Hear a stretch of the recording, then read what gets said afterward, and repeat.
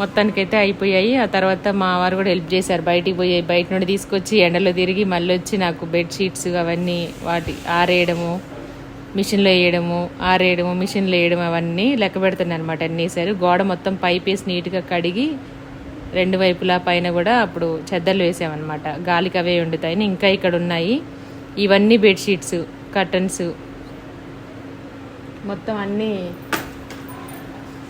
వేసేసాము. ఇక్కడైతే బయటేమో ఇంకా pipe motor వేసేసి కడుగుతున్నాం అనమాట. గిన్నెలు తోవడం అయిపోయింది కదా, ఆ సర్ఫ్ అదంతా సబ్బు అంతా ఉంది, ఆ పేపర్స్ అవంతా ఉన్నాయనేసి.